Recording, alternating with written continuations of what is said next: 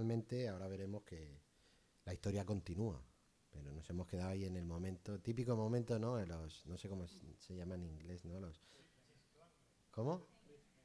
Clay, Cleveland, eso. Un hook, un gancho. Un momento, aquí para el episodio y la semana que viene tenemos el siguiente, ¿no? Bueno, no, vamos a seguirlo y continuar un poquito. De hecho, vamos a continuar bastante más, pero vamos hoy a hablar, igual que la anterior vez hablamos del rechazo de Saúl a Dios, de cómo Saúl cayó en su propia confianza, en hacer lo que él quería o creía que tenía que hacer, a el contrario que veremos en su hijo Jonatán, que es aquel que confía en el Señor. Tras haber, como hemos dicho, rechazado a Dios, intentando usarle, intentando él ofrecer el holocausto a Dios sin esperar a Samuel, Saúl se encuentra en una situación complicada. En primer lugar, ha perdido a Samuel. Samuel ya le ha dado el mensaje de Dios de que no, de que su reinado terminará y que no será permanente y que ha encontrado a otro para ello. Ha perdido a Samuel, ha perdido, por supuesto, la bendición de Dios y llega el momento decisivo en este gran peligro que son los 3000 filisteos más todos los carros, más todo lo que tenían acampado en Micmas y que van a atacarle. Así que Saúl decide arrepentirse. No se arrepiente. Se mantiene en sus 13. No se arrepiente. Pero aparece otra persona en la escena. Una persona que, a diferencia de Saúl, es un verdadero creyente de Dios. Alguien que pone su confianza en Jehová. Y ese es Jonatán, su hijo. En primer lugar, vamos a ver los momentos difíciles. Los momentos difíciles de Saúl y Jonatán, porque están juntos en Gabá. Y cómo, después de hacer Saúl lo que él creía que hacía, como él creía que podía comprar el favor de Dios, lo que vemos es que se le pone todo mucho peor. Parece que Dios no lo ha escuchado demasiado, ¿verdad? Entonces, en primer lugar, ya nos dice que Saúl ahora se encuentra con 600 hombres. Anteriormente, al principio del capítulo, hablaba de que Saúl tenía una agrupación de 2000, Jonatán de 1000, con lo que sumamos 3000, y había dejado partir al resto de gente que estaba dispuesta a servir, aunque cuando empezó el conflicto llamó y vinieron otros a apoyarle. Pues ahora se ha quedado con 600. Están diezmados. Huyeron muchos, otros se pasaron al otro lado del Jordán. Le quedan 600 contra, hemos dicho 3000 más todos los caballos y carros que tenían los filisteos.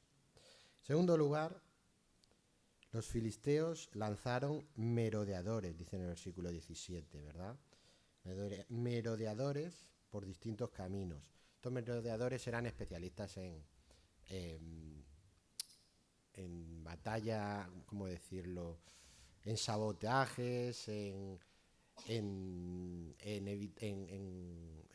hacer trampas, etcétera. Y los mandó, ¿qué? Sí, emboscada.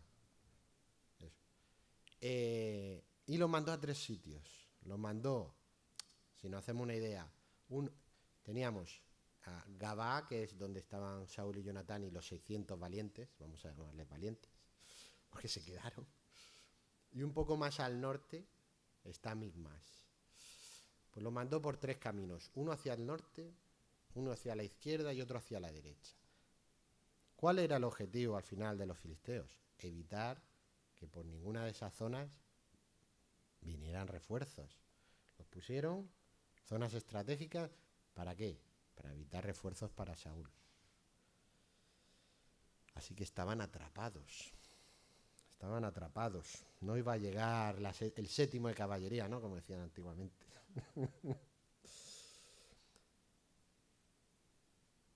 Y estaban atrapados en un momento de decisión. No huyeron. Bien, pero estaban en ese momento que no sabían qué hacer. Y ahora veremos qué decidieron hacer cada uno de ellos. Tras eso, en el versículo 19 dice que no había herreros, que los filisteos habían dejado a los israelíes sin herreros. ¿Para qué? Para que no pudieran hacer armas. Por tanto, Saúl, Jonatán y los 600 valientes estaban desarmados, como vemos, salvo Saúl y Jonatán. 2 espadas. El resto tenían que usar lo que podían. Habían puesto unos precios muy altos en las herrerías para que nadie pudiera afilar nada que pudiera ser usado en una batalla. Eran muy listos los filisteos, tontos no eran. Como veremos, tanto, y es lo bonito, es lo grandioso de Dios, es que tanto los merodeadores que los atraparon como la triquiñuela con los herreros, luego se les vuelve en su contra, gracias a Dios. Por último, están, hemos dicho, diezmados, atrapados y desarmados. Versículo 23, y la guarnición de los filisteos avanzó hasta el paso de Migmas. Viene la guerra o la matanza, podríamos decir, porque humanamente es imposible sobrevivir a eso. Solo 2 tenían armas, solo 2 tenían la capacidad de decidir qué hacer. La pregunta es, ¿cómo usarían sus armas? E igual que ellos, la pregunta para nosotros es, ¿qué hacemos nosotros cuando estamos indefensos, en situaciones que no podemos controlar, que no podemos superar? ¿En quién ponemos la confianza? Muy bien. Vamos a pasar a las decisiones de Saúl y Jonatán. En el capítulo 14 ahora. Empezaría con el versículo 1 que hemos leído, donde Jonatán, hijo de Saúl, le dice a su criado, tú y yo, vamos a por ellos. Vamos a la guarnición de los filisteos que hay. Vaya plan, ¿no? Yo lo veo y digo, esto parece de película. O sea, las películas ya llegan 2 y entre los 2 matan a 1000, ¿o qué? Jonatán, ¿qué mueve a Jonatán, no? Aunque lo sabemos, ¿qué mueve a Jonatán en todo esto? Pero antes de ir con Jonatán, vamos a ir con Saúl. Dice al final del versículo 1, y no lo hizo saber a su padre. Así que Saúl no sabía de lo que iba a hacer. Pero Saúl sí estaba haciendo algo, o mejor dicho, estaba no haciendo nada. Dice el versículo 2, y Saúl se hallaba al extremo de Gabá, debajo de un granado que hay en Nigrón, y la gente que estaba con él era como 600 hombres, como hemos oído. Él estaba allí decidiendo qué hacer, seguramente más nervioso que tranquilo, sin tomar, en principio, ninguna decisión. Pero, ¿qué es lo que hizo? Versículo 3. Y Ahías, hijo de Ahitob, hermano de Icabod, hijo de Finés, hijo de Elí, sacerdote de Jehová en Silo, llevaba el efod. Samuel le apartó. Le dijo Samuel, tú ya no vales para Dios. Pero Saúl seguía en sus 13, quería comprar a Dios. Así que dijo, bueno, pues voy a por el otro sacerdote, aquel que sabemos que Dios ya descartó para el servicio. Está rechazado por Dios toda la descendencia de Elí. Pero eso a Saúl tampoco es que le importase mucho. Él, ¿dónde se agarró? Se agarró a su religiosidad, a decir, no, yo tengo aquí al sacerdote y viene con el efod y todo, o sea, viene bien vestido, tal. No se había arrepentido de todo lo que Samuel le había dicho. Se agarró a su propia solución. Decidió usar su mente finita, su mente imperfecta, para resolver el problema. Supuestamente aferrándose a Dios, pero no. Y eso pasa mucho ahora, la religiosidad que nos quiere hacer creer que podemos comprar a Dios con nuestros actos, con nuestros ritos, con nuestro... Terriblemente eso no agrada a Dios.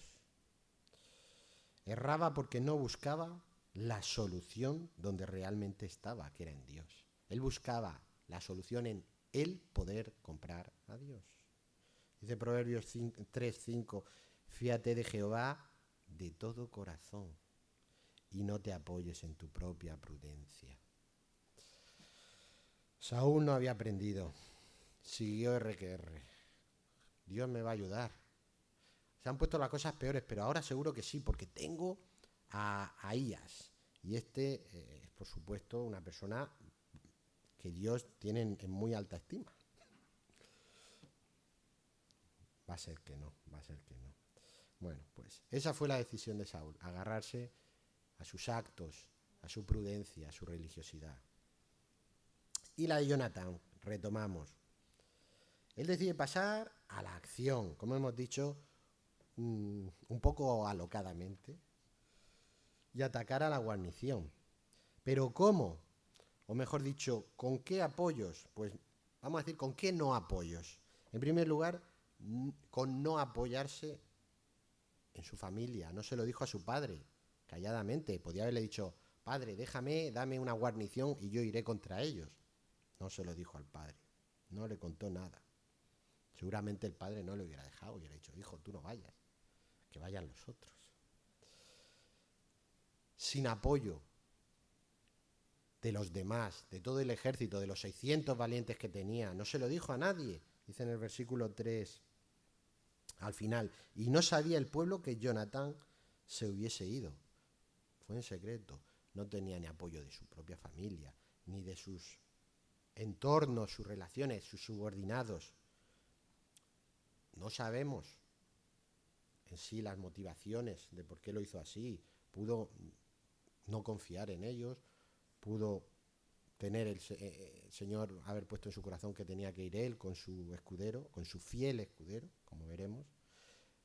Lo importante es que no se basó ni se apoyó en cosas terrenales. La familia es importante, pero no debemos apoyarnos en ella más que en Dios. Nuestras relaciones también son importantes, pero no pueden ser el apoyo que Dios nos da. Y por último, tampoco las circunstancias. Vamos a ver, vuelvo a decir, el plan loco de Jonatán. Normalmente nosotros nos apoyamos en que una circunstancia es más beneficiosa para nosotros para seguir, ¿verdad? Lo hacemos, pero no debemos poner esa confianza. Versículo 4 y 5 dice, y entre los desfiladeros por donde Jonatán procuraba pasar a la guarnición de los filisteos había un peñasco agudo de un lado y otro del otro lado. El uno se llamaba Boses y el otro Sene. Uno de los peñascos estaba situado al norte hacia Micmas y el otro al sur hacia Gabá. Bueno, va por un camino y tiene dos peñascos, uno a cada lado, por el sendero. Boses significa brilloso, fangoso, resbaladizo. ¿Vale? Y como después veremos, Jonatán tenía que escalar uno de los dos. Bueno, pues este no suena muy bien para escalar, ¿verdad? Siendo así fangoso, resbaladizo, seguramente fuera una ardua tarea el poder subir por esa peña. Sene significa espinoso, peñasco dentado. ¿Qué os parece? ¿Cuál mejor? Tenemos uno lleno de pequeños espinos que enseguida puedes agarrarte y clavártelos, y tenías que subir. Imaginémonos como salen en las películas, que se te escapa alguno, va para abajo, eso te lija, eso te destroza. Dolor o un esfuerzo terrible, porque subir por una pared resbaladiza, bueno, no sé si lo habéis intentado, o mejor dicho, no creo que lo hayáis conseguido si lo habéis intentado. No iba por el mejor terreno, no buscó la ayuda del terreno. Normalmente en estrategias bélicas tienes que buscar uno de los grandes factores, es el terreno. Pues él iba por debajo, la guarnición estaba encima y tenía que subir uno de estos dos peñascos. No dice, la palabra no dice cuál de los dos subió. Pero las circunstancias para Jonatán no eran las mejores y eso no le frenó. No le frenó, que es lo importante. Vamos a ver, primera de Samuel 17, si podéis ir, versículo 38. Vamos a ver a su gran amigo y en una situación parecida. Primera de Samuel 17, 38. Y Saúl vistió a David con sus ropas y puso sobre su cabeza un casco de bronce y le armó de coraza. Y ciñó David su espada sobre sus vestidos y probó a andar porque nunca había hecho la prueba. Y dijo David a Saúl, yo no puedo andar con esto porque nunca lo practiqué. Y David echó de sí aquellas cosas. Entonces dijo David al filisteo, tú vienes a mí con espada y lanza y jabalina, mas yo vengo a ti en el nombre de Jehová de los ejércitos, el Dios de los escuadrones de Israel, a quien tú has provocado. Saúl volvió a usar su portentosa mente para decirle a un chaval que se pusiera su ropa, su casco, su coraza, humanamente hablando. Con esto quizás sobrevivas, pensaría. David lo rechazó todo. Rechazó tener la armadura, la protección de una armadura. Rechazó tener el daño, la peligrosidad que tiene un arma. No tenía formación de combate. Y nada de eso fue su apoyo, porque su apoyo, como bien dice al final, era que él iba en nombre de Jehová de los ejércitos. No se valió de nada de lo que Saúl le dio, no se valió de nada de lo que el hombre hubiera elegido para salvarse. Se valió de Dios. Y lo mismo pasa con Jonatán.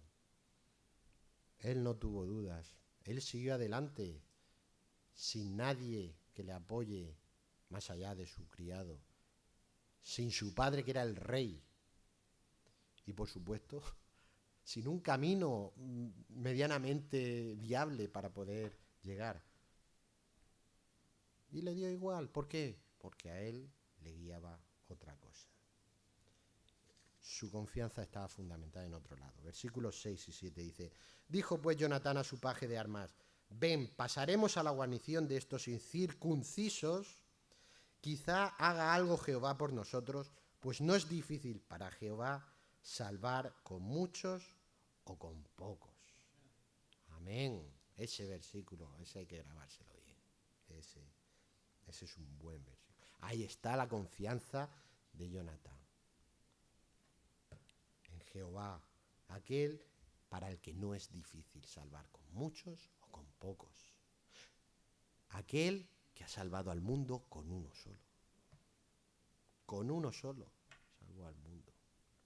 Con nuestro Señor Jesucristo. Jonatán no dependió de nada de lo que todos dependemos continuamente. Y buscó su objetivo fielmente apoyándose en Dios. Porque nada en este mundo nos puede garantizar el éxito, por muy bien que lo veamos. Porque todo está bajo la soberanía de Dios. Así que veamos esa resolución de confiar en Dios de Jonatán en el versículo 6. Vamos a analizarlo un poco. ¿Cómo confía Jonatán en Dios? En primer lugar, sometiéndose a su voluntad. Dice, quizá haga algo Jehová por nosotros. ¿Está diciendo, seguro que Jehová hará algo por nosotros? No, quizá haga algo, que se haga su voluntad. Si yo tengo que perecer aquí como un perro, pereceré, porque es la voluntad de Dios. Y si Él quiere, nos salvará, porque Él puede.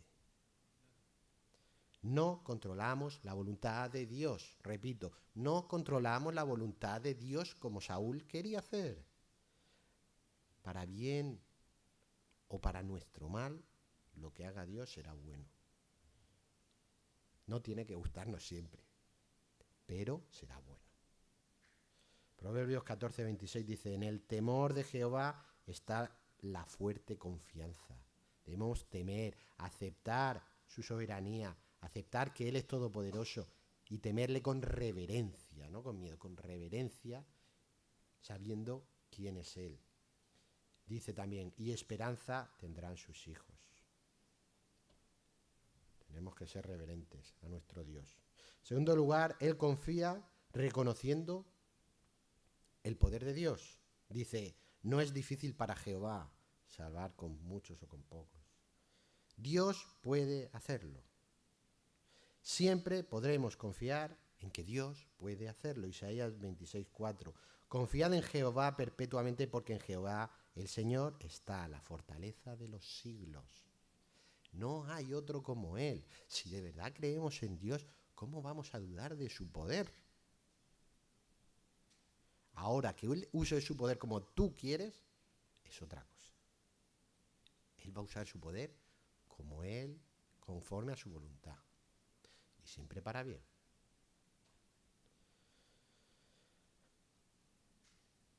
La otra forma, aquí habla de estas, pero la otra forma que también tenemos que tener en cuenta, aunque no se llegue a mencionar aquí, es que debemos confiar en Dios creyendo en su palabra. ¿Acaso Dios puede mentir? De ninguna manera. Confiemos en su palabra. Jonatán no fue allí sin conocer lo que Dios había hecho. No fue allí sin saber que Dios podía proveer grandes victorias que ya hizo a lo largo de la historia de Israel. No pudo ir y confiar en alguien solo por oídas. Confía en Dios. ¿Quién es Dios? Ese que está ahí arriba, lo creo todo. No. Para confiar en Él, tienes que conocer. Cuando confías en una persona, ¿confías en una persona que no conoces? No. Pues tienes que conocerle y tienes que conocer su palabra y qué manda, qué dice y cuáles son sus promesas también. ¿Y qué nos dice Dios a nosotros? ¿Qué nos dice? En primer lugar, nos dice que está con nosotros. Salmo 46:7. Jehová de los ejércitos está con nosotros. Nuestro refugio es el Dios de Jacob. Selah. Desde el momento en que aceptas al Señor Jesucristo, el Espíritu mora en ti. El Señor está contigo en todo momento. Él nos consuela también. Tenemos un consolador y aparte dice 2 Corintios 1:3, bendito sea el Dios y Padre de nuestro Señor Jesucristo, Padre de misericordias y Dios de toda consolación, el cual nos consuela en todas nuestras tribulaciones, para que podamos también nosotros consolar a los que están en cualquier tribulación por medio de la consolación con que nosotros somos consolados por Dios. Él va a estar para consolarnos. No estamos solos. Él promete eso. ¿Confiamos en Él? Y hay muchas más promesas que no voy a empezar a hablar aquí, pero quiero que quede esto como resumen. Esto que hemos escuchado en varias, por lo menos en dos de las canciones que hemos cantado hoy. Romanos 8:31. ¿Qué pues diremos a esto? Si Dios es por nosotros, ¿quién contra nosotros? Si Dios está de nuestro lado, ¿qué hemos de temer? ¿Por qué tememos al hombre? ¿Creemos esto? ¿Creemos esto? Pero sin fe es imposible agradar a Dios, porque es necesario que el que se acerca a Dios crea que le hay y que es galardonador de los que le buscan. Dios hay, pero creemos que Él nos va a dar lo que Él ha prometido. Eso es confiar, eso es confiar. Y a raíz de esto debemos entender que para confiar en Dios debemos buscarle. Debemos buscarle. Pero buscarle como hizo Jonatán, buscando hacer su voluntad. En este caso, él habló de expulsar a los incircuncisos, no habló de los filisteos. Y es una cosa importante, porque él tenía la mente pensada en aquellos fuera de la voluntad de Dios, en aquellos que son enemigos de Dios, los que están fuera del pacto, ¿vale? No estaba pensando en este pueblo que nos ataca, no, en aquellos que atacan a nuestro Dios, porque son unos incircuncisos que no le respetan ni le aceptan, ¿vale? Es importante esas palabras, porque a diferencia de Saúl, Jonatán sí las dice, Saúl habla con otros términos. Y la gloria de todo esto, Jonatán la busca para Dios. La próxima veremos cómo Saúl dice que tienen que luchar por él. Pero Jonatán busca a Dios y busca hacer su voluntad. No busca su gloria. Si hubiera buscado su gloria, podía haber dicho a su padre, dame todos y vamos todos juntos. No. Va buscando que esta situación tan intolerable, que este ejército de incircuncisos no manche la tierra del Señor, no manche su pueblo. Versículo 7. Ya hemos visto en qué se basó Jonatán para confiar. Pero además tenía a su paje. Dice el versículo 7, y su paje de armas le respondió, haz todo lo que tienes en tu corazón. Ve pues aquí, estoy contigo a tu voluntad. Buen paje, eres un buen paje. Es importante tener compañeros en la misma confianza de Dios. El paje no le hubiera dicho eso si no creyera que Jonatán iba con Dios, si no creyera en Dios. Nosotros también tenemos que buscar eso. Nuestra vida, nuestros afanes, nuestros problemas son más fáciles de cargar con compañeros, con hermanos, con gente de la iglesia.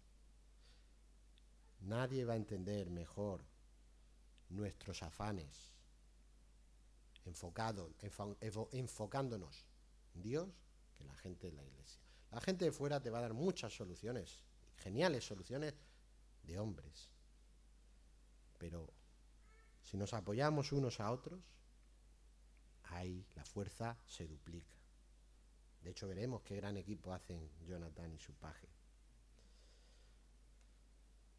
Y recordemos también que siempre vamos a tener en nuestro corazón el Espíritu que nos ayuda. Es importante, las cosas no se hacen solos. O mejor dicho, podemos hacerlas compartiendo cargas. Veamos ahora, hemos visto en qué se basa la confianza de Jonatán. Ahora vamos a ver su resolución. Cómo aplica toda esta confianza en este plan tan particular, en el que no tiene ningún tipo de ventaja en ningún caso.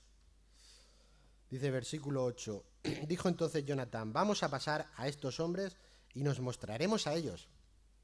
Señores, en un plan donde vas tú con tu paje contra una guarnición, mostrarte a ellos quizá no sea buena idea, al menos por lo menos algo de sorpresa, ¿verdad?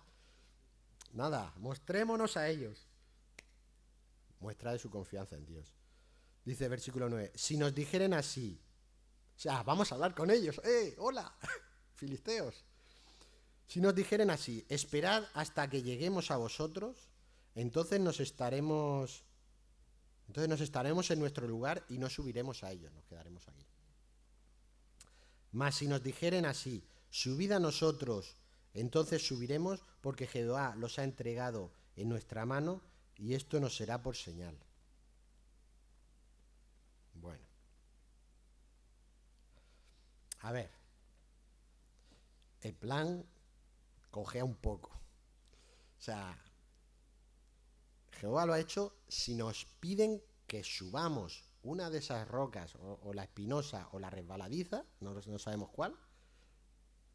Si nos piden eso, es que Jehová los ha entregado en nuestra mano. Claro, uno lo piensa y dice, quizás si hubieran dicho no, si bajan ellos es que Jehová los ha entregado en nuestra mano, porque van a bajar cansados y podremos acabar con ellos mejor. No, no, vamos a ir nosotros a subir esas rocas que no son nada fácil. Mucha confianza tenía Jonathan, mucha confianza tenía Jonathan. Él lo buscó mediante una señal, ¿vale? Que no es algo, digamos así, correcto. Dentro de las señales que se han pedido a Dios en la historia de Israel sobre todo, no solían ser muestra de mucha confianza. Recordemos a Gedeón, que le pidió, venga, primero me moja afuera y luego me moja la piel de cordero. Luego al revés. Igual Moisés también le pidió pruebas antes de ir y demostraban poca confianza en ese momento. Entonces, las pruebas normalmente no suelen ser lo mejor, y de hecho en ese momento era a través de Samuel, de los profetas, como se hablaba con Dios. Pero Jonathan no tenía nada de eso. No tenía nada de eso. Y actuó como pudo, pues con lo que también su limitado conocimiento tendría, con sus supersticiones, recordemos que vienen de la época de jueces, entonces espiritualmente, doctrinalmente, no debían estar muy bien preparados, solo hay que ver a su padre. Pero lo importante aquí es que lo hizo con un corazón dispuesto a servir a Dios. Nosotros tampoco necesitamos conocer la Biblia de pe a pa para servir a Dios, ni para confiar en Él. Pero sabemos que podemos confiar en Él, en seguirle. Podremos equivocarnos, podremos tener dudas doctrinales, dudas de muchos tipos, pero debe ser con un corazón sincero hacia Dios. Eso es lo importante. Hay gente de otras denominaciones que no están aquí, que serán grandes seguidores de Jesucristo, grandes cristianos, aunque doctrinalmente cojeen, porque quieren servirle en el corazón. Entonces, Jonathan buscó hacer con lo que podía, con lo que sabía, con lo que tenía, lo correcto. Hizo lo que pudo con lo que tenía. Entonces, lo que hemos dicho, tenía dos posibilidades. O que bajaran, que era lo fácil, o subir. Y eso significaba que Dios les iba a dar la victoria. Es el más difícil todavía. No le importó a Jonathan que para conseguir la voluntad de Dios tuviera que sufrir todo ese peligro, todo ese dolor, todo ese cansancio que suponía subir alguna de esas dos peñas. No le importó salir de su área de confort. La pregunta es, ¿nosotros nos quedamos quietos en nuestra comunidad o tomamos iniciativa en buscar lo que Dios ha puesto en nuestros corazones para servirle, lo que Dios busca que hagamos, aunque implique cambios duros, aunque implique esfuerzo, sufrimiento, aunque no tengamos la formación que creemos necesaria? ¿Estamos confiando en que Dios nos ayudará a cumplir sus tareas si le buscamos de todo corazón?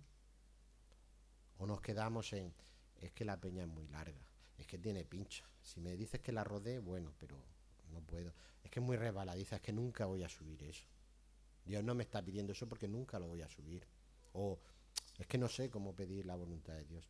Nada de eso le importó a Jonathan. ¿Nos importa a nosotros? Versículos 11 al 14, llega el ataque. Llega el ataque. Dice el 11, se mostraron, hola filisteos, pues ambos a la guarnición de los filisteos. Y los filisteos dijeron, he aquí los hebreos que salen de las cavernas donde se habían escondido. Los habían confundido con aquellos que habían huido que querían, que al principio vinieron ahí a apoyar a Saúl y habían huido viendo lo que les esperaba contra los filisteos. No sabían quién era. Dice versículo 12, y los hombres de la guarnición respondieron a Jonatán y a su paje de armas y dijeron, subid a nosotros y os haremos saber una cosa. Subid, que os tengo que contar un secretito. Cuanto menos es curioso, ¿verdad? Sí, subid aquí. Por aquí, por este que tiene unos pinchos preciosos. O por el otro, a ver si llegáis. A ver si llegáis. Subid. ¿Qué dijeron ellos? Me lo voy a pensar de nuevo. Pues parecía esto más fácil. No sé yo lo que vamos a conseguir aquí. No. Versículo 13. Y subió Jonatán trepando con sus manos y sus pies, y tras él su paje de armas. Subieron y no fue fácil, estoy seguro. Subieron y les costaría. Dice después, y a los que caían delante de Jonatán, su paje de armas que iba tras él los mataba. Aquí he escuchado y he visto varias interpretaciones. Por un lado dicen que mientras subía, los otros le atacaban y los iban derribando y cayendo. Por otra dice que subieron y ya ahí empezó a pelear, y mientras él, Jonatán, los tiraba o los hacía caer, el otro, el paje, llegaba, ¡plá!, muerto. Gran equipo. Me da igual. Lo que sé es que fue una gran victoria. Dice, y en versículo 14, y fue esta primera matanza que hicieron Jonatán y su paje de armas como 20 hombres en el espacio de media yugada. Se cargaron a 20 hombres. Ellos dos. Uno peleando y el otro, cuando caía uno, ¡plá!, le daba el... ¿Cómo se llama aquí eso? El estoque, el misericordia. ¡Pah! El estoque, gracias, le llaman misericordia cuando y le dan aquí y se muere. Vencieron y habían subido unos peñascos imposibles de subir y fueron contra toda la guarnición. ¿Por qué? Porque Dios estaba con ellos, porque confiaron en Dios. ¿En quién confiaban los filisteos? Sus propias fuerzas. Pero ellos estaban movidos por la confianza en Dios. Y tú, cuando ves a alguien con la convicción, con la confianza, luchando contra ti, si tú no tienes la misma convicción, la misma confianza, igual de fuerte, es fácil que empieces a dudar. Es fácil que empiece a temblarte las piernas y digas, ¿dónde está? Y 20 murieron a merced de Jonatán y su paje y la confianza en el Señor. El territorio de la yugada, bueno, por información, se supone que más o menos es como la mitad de un campo de fútbol, por ahí, un campo de fútbol 7. No sabemos si fue sobre esa zona o sobre el tiempo que pasaba el sol de ese recorrido. Da igual, la cosa es que fue una gran victoria para Dios, ejecutada por Jonatán. Versículo 15 dice, y hubo pánico, y aquí viene el resultado del ataque. Hubo pánico en el campamento y por el campo y entre toda la gente de la guarnición. Y los que habían ido a merodear, también ellos tuvieron pánico y la tierra tembló. Hubo pues gran consternación.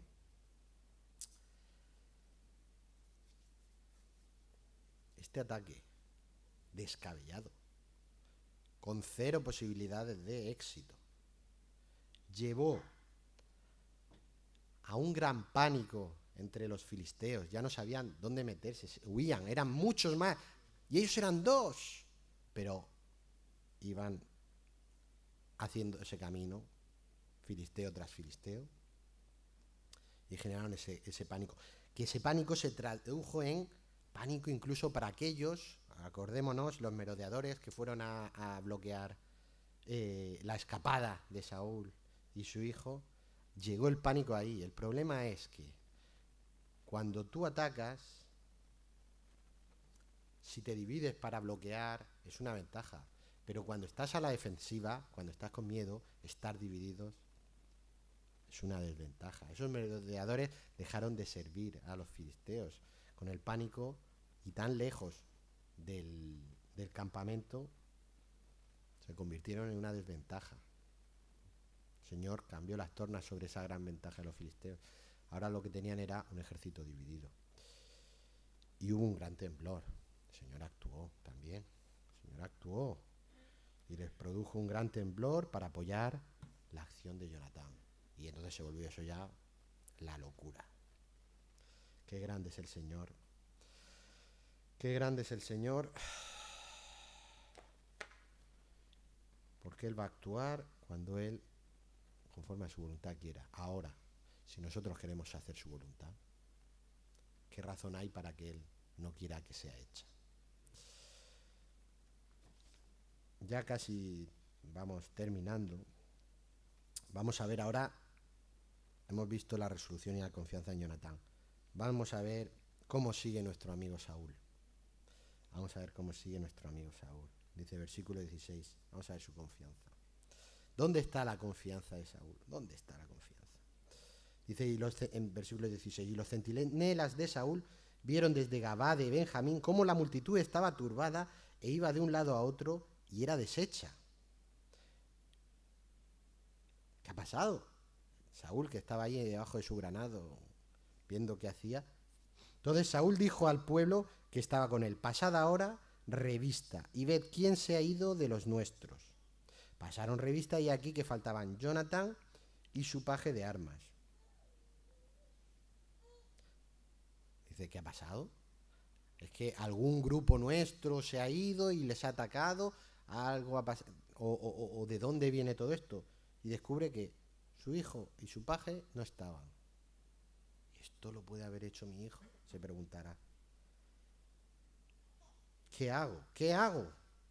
¿Qué hago? Dice versículo 18. Y Saúl dijo a Ahías, trae el arca de Dios, porque el arca de Dios estaba entonces con los hijos de Israel.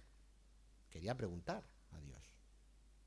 Aunque, bueno, no queda claro si aquí realmente se refiere al arca o al efod, porque el arca se supone que estaba lejos. Pero él quería preguntar a Dios con Ahías, porque era el que tenía de mano, porque Samuel ya se había ido.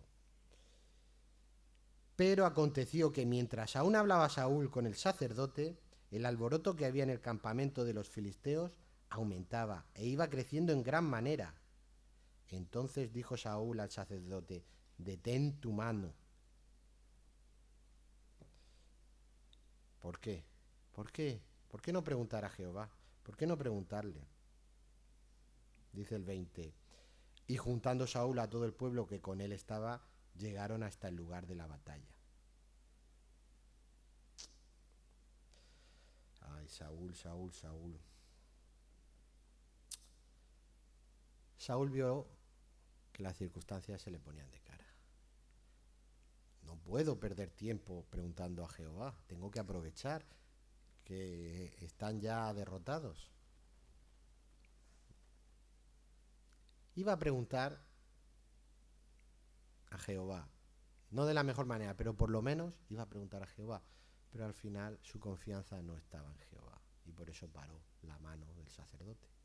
Su confianza estaba en la circunstancia. La circunstancia que había creado Jehová a través de Jonatán. Pero Saúl vuelve a fallar. Vuelve a demostrar que no es un verdadero creyente de Dios. Porque su confianza, como la del mundo, está en nuestras circunstancias. Según la circunstancia, puedo hacer esto o esto. Según la circunstancia, hablaré con esta persona o con otra. Es como nos movemos en el mundo. Es en lo que confía el mundo, no en lo que debemos confiar nosotros. Así que, como se pone todo del lado de Saúl, como vamos a ver ahora, Saúl decide olvidarse de Dios. Vamos a la batalla. La segunda parte del versículo 20. Y aquí acordémonos de cómo los filisteos habían eliminado todas las armas de los israelíes. O sea, pensemos que Saúl iba, él con su espada encima, y los otros piedras, palos, lo que tuvieran. No tenían otra cosa. Dice el versículo 20 en la segunda parte. Y he aquí que la espada de cada uno estaba vuelta contra su compañero y había gran confusión. Empezaron a matarse los filisteos unos con otros. Qué grande es el Señor. Que incluso las medidas de los filisteos, de decir, nosotros tenemos armas, vosotros no. ¿Para quién actuaron las armas de los filisteos? Para Dios. Para Dios. Qué grande es nuestro Dios. Para Dios fueron. Dice, versículo 21, y los hebreos que habían estado con los filisteos de tiempo atrás, hablando de gente no israelíes, sino gente mercenarios y demás, pero que eran hebreos también, y habían venido con ellos de los alrededores al campamento, se pusieron también del lado de los israelitas, que estaban con Saúl y con Jonatán. Asimismo, todos los israelitas que se habían escondido en el monte de Efraín, oyendo que los filisteos huían, también ellos los persiguieron en aquella batalla. ¿Cómo son, no? Las cosas. Todos los... ¿Cómo llamarlos? Bueno, todos aquellos que confían en las circunstancias, siguen las circunstancias. La circunstancia es mala, los filisteos son muchos, me escondo o me pongo de su lado. ¿Los filisteos huyen?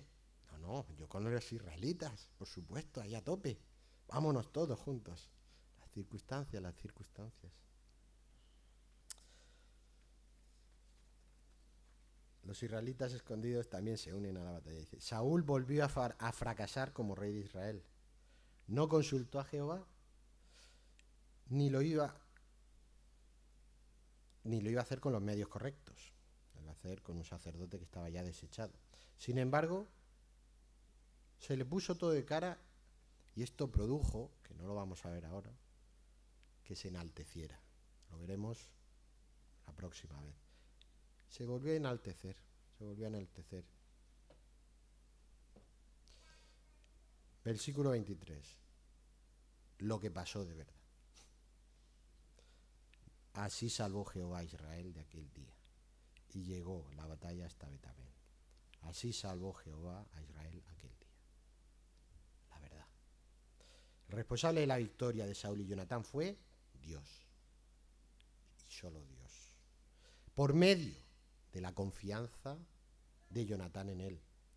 A pesar de las torpezas de Saúl. Porque él es soberano. Y al final se hará su voluntad. Podemos estar en confianza acabando con los filisteos o podemos estar siendo tropezadero, escondidos en nuestro campamento. ¿Estamos viviendo vidas guiadas en la confianza en Dios? Pregunto. ¿Buscamos hacer su voluntad a pesar de que el camino para hacer lo correcto parezca una dura escalada de pinchos o peligroso zona de resbaladizas? Salmo 37:3 dice, confía en Jehová y haz el bien, y habitarás en la tierra y te apacentarás de la verdad. Confía en Jehová y haz el bien. No te quedes en confía en Jehová. Confía en Jehová y haz el bien. Saúl creía en Dios. Y creía también que podía manipularlo. Santiago 2:19 dice, tú crees que Dios es uno, bien haces. También los demonios creen y tiemblan. Pero Jonatán confió en Dios, igual que Abraham confió en ser padre a los 100 años, con una mujer también de 90. Como muchos otros confiaron en Dios. Y como hacemos nosotros confiando en nuestro Señor Jesucristo y en su salvación. La pregunta es, si confiamos en Él, ¿estamos llevando en nuestras vidas esa confianza? Saúl se valió de su pensamiento humano y religioso. Jonatán se valió de la fe en Dios, que es más fiable. ¿Cuál será nuestra roca en nuestro caminar diario? ¿Crees en Jesús